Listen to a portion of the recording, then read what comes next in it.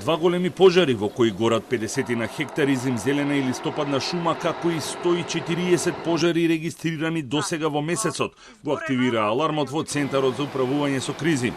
Од таму велат дека за разлика од минатата година, општините и надлежните институции се далеку поподготвени. Има поголем број на пожарникари, а ќе може и да се смета на авионите Ер Трактор, како и на дополнителен полициски хеликоптер.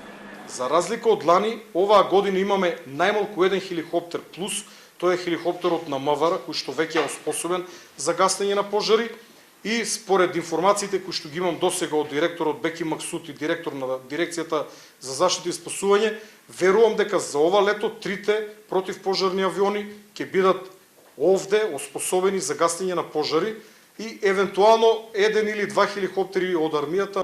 Еден Ер Трактор веќе е сервисиран и во функција, а по инспекцијата од Агенцијата за цивилното воздухопловство ќе се врати од Шпанија во Македонија, потврди директорот на дирекцијата за заштита и спасување Беки Максути.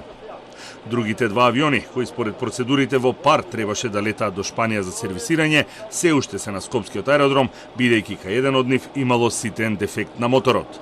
Веќе е завршен со сервисирањето, се чека само од Агенцијата за цивилно воздухопловство да се изврши инспекција на лице место таму и од нашите луѓе да констатират тоа што е сработено, за да може да се врати назад. За сезоната би ги имале сите авиони на време назад, комплетирани и да се во можност да се действува врз пожарите таму кај што има најмногу потреба.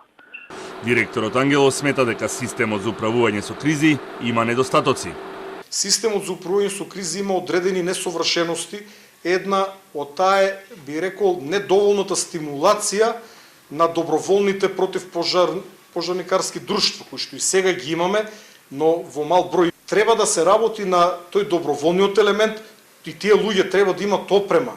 Ние, за жал, летно време поголем дел од луѓето кои што учествува во гасење на пожарите.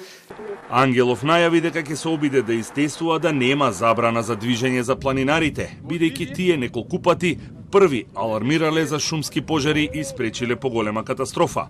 Тој веќе побарал од МЕПСО и Евана да ги проверат далноводите, бидејќи биле забележани лабави жици под напон. Официјалните проценки се дека 38,5 милиони евра е штетата од пожарите минатата година, но штетата на екосистемот во Малешевијата е далеку поголема и речиси непроценлива.